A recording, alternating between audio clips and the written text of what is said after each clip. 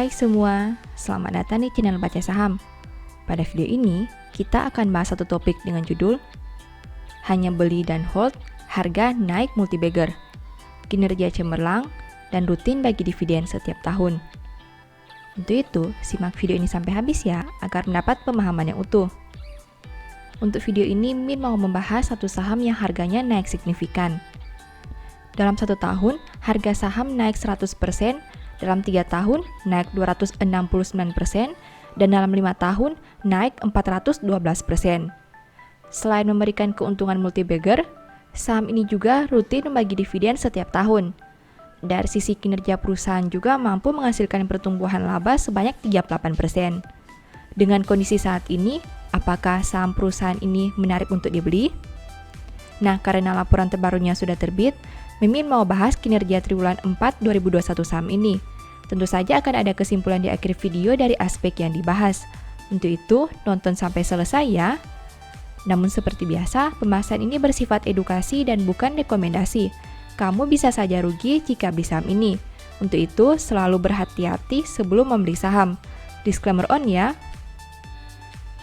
Pertama, aset. MTDL punya aset 7,58 triliun di tahun 2021, sedangkan di tahun 2020 asetnya berjumlah 5,84 triliun. Artinya aset perusahaan naik 1,74 triliun atau 29,79% dalam 1 tahun terakhir. Sekarang mari kita bahas lebih detail. Dari total aset 7,58 triliun, perusahaan punya piutang usaha pihak ketiga sebanyak 2,18 triliun. Artinya 28,76% aset perusahaan berada dalam bentuk ini. Jika dibanding tahun sebelumnya, pos ini naik 0,76 triliun atau 53,52%. Selain piutang usaha pihak ketiga, ada juga persediaan. Dari total aset 7,58 triliun, perusahaan punya persediaan sebanyak 1,88 triliun. Artinya, komponen ini punya porsi kedua terbesar di dalam aset perusahaan. Jika dibanding tahun sebelumnya, pos ini naik 1,09 triliun atau 137,97%. Kedua, liabilitas. MTDL punya liabilitas 3,66 triliun sampai triwulan 4 2021. Sedangkan di tahun 2020, liabilitasnya berjumlah 2,43 triliun. Artinya hutang perusahaan naik 1,23 triliun atau 50,62% dalam 1 tahun terakhir.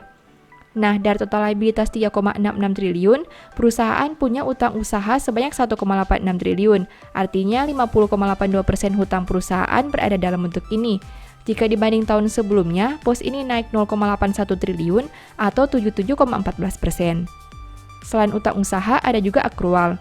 Dari total liabilitas 3,66 triliun, perusahaan punya akrual sebanyak 0,83 triliun. Artinya komponen ini punya porsi kedua terbesar di dalam liabilitas perusahaan.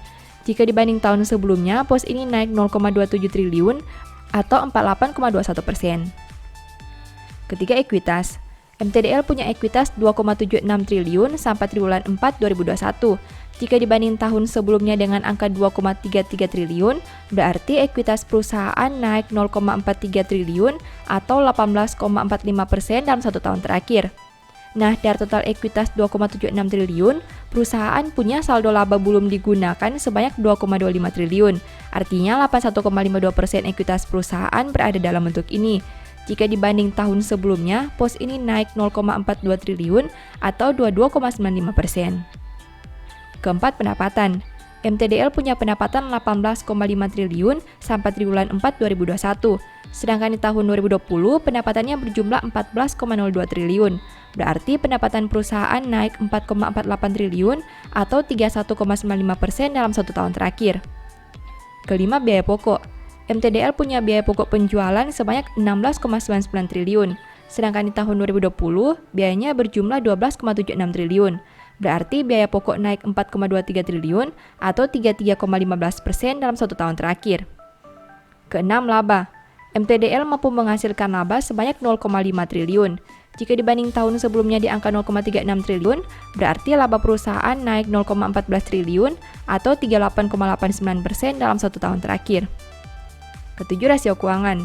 MTDL punya ROE 18,42% dengan NPM 2,75%.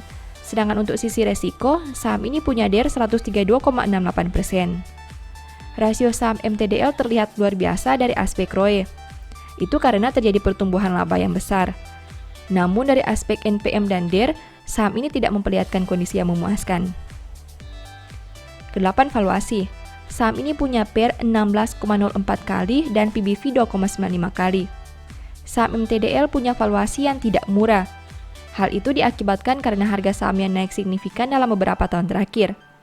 Meski begitu, sebenarnya perusahaan cukup tertolong karena mampu menghasilkan kenaikan laba sebanyak 38%. Hal itu membuat PER saham ini menjadi sedikit lebih rendah. Setelah melihat pembahasan tadi, ini kesimpulannya. Pertama, aset naik karena persediaan yang bertambah. Kedua, kenaikan likuiditas berasal dari utang usaha dan akrual. Ketiga, peningkatan ekuitas berasal dari saldo laba. Keempat, laba naik karena pendapatan tumbuh lebih besar dibandingkan biaya operasional. Kelima, rasio keuangan tidak terlalu memuaskan. Keenam, valuasi saham ini tidak bisa lagi dikatakan murah. Demikian analisa singkat MTDL berdasarkan laporan keuangan triwulan 4 2021. Selalu ingat bahwa pembahasan ini hanya dari sudut pandang pribadi. Tidak ada jaminan pasti profit dan mungkin saja kamu bisa rugi jika beli saham ini. Demikian informasi pada video ini, semoga bisa memberi manfaat kepada kamu semua ya. Oh ya, saya mau menyampaikan bahwa sekarang Baca Saham punya 3 e-book tentang saham yang mungkin saja bisa berguna bagi kamu, yaitu Strategi Nabung Saham, Analysis Report, dan The Stock Market.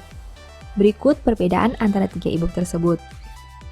E-book Strategi Nabung Saham berfokus pada pembahasan teknik, money management, dan semua hal yang berhubungan dengan nabung saham. Poin intinya bisa dilihat pada tampilan berikut ini. E-book Analysis Report berfokus pada hasil analisa fundamental 12 saham pilihan berdasarkan laporan keuangan terbaru. Poin intinya bisa dilihat pada tampilan berikut ini. E-book The Stock Market berfokus pada panduan bagaimana menganalisa fundamental suatu perusahaan dan money management yang baik. Poin intinya bisa dilihat pada tampilan berikut ini. Apabila kamu tertarik membeli salah satu dari 3 e-book tadi, silakan chat WA ke nomor yang tertera di layar ya. Ingat, hati-hati terhadap semua jenis penipuan yang mengatasnamakan baca saham.